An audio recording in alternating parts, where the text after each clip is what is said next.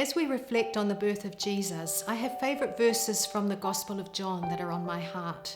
From chapter 1, verses 10 and 14. He came into the very world he created, but the world didn't recognise him. The Word became human and made his home among us. I love the way Eugene Peterson has written this in the Message paraphrase, where he says, "The Word became flesh and blood and moved into the neighbourhood." God, the creator of everything, stepped into his creation. Entering the world, he spoke into existence with nothing more than a baby's cry. And the most incredible part? Most people didn't notice. Imagine that, the maker of the universe walking among them, and they missed it.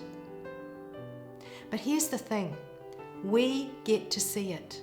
We get to embrace the wonder of God coming close, and we're invited to welcome him now, to see Christ in the places we may be tempted to overlook, and to open our hearts and our homes to him. I wonder what hospitality means for you this Christmas. I've been contemplating this definition from material that was produced by Spiritual Life Development earlier this year. Hospitality is the consideration of others that allows us to welcome God in person. It's about creating space in our lives for people, the stranger, the neglected and the rejected, as well as those we do daily life with. Quite simply, it's about loving our neighbour. Just as the Word moved into the neighbourhood, we are called to move into ours. Not necessarily with grand gestures, but with humility, with peace, with intentional acts of kindness. We might share a meal, offer a listening ear, extend grace to someone who's struggling. These moments don't have to be flashy or perfect, because honestly, our human lives rarely are.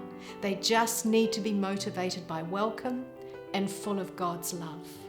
This Christmas, how can we move toward others the way Jesus moved toward us?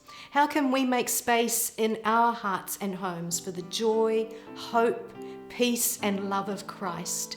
What will it look like for you to be God's hands and feet, especially to those who are missing him? In Luke's Gospel, we read of Mary and Elizabeth, their joy at noticing, nurturing and making space in the most intimate of ways for their babies who would change the world.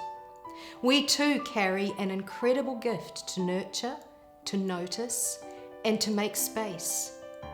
And this Christmas, I encourage you to be bold in your hospitality, in your love, and in your service.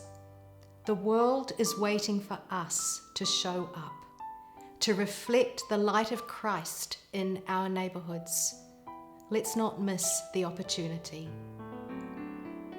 Merry Christmas to you and your loved ones. May you experience the presence of Christ in every moment and share that gift with others. Thank you for being part of this community, and may God bless you all.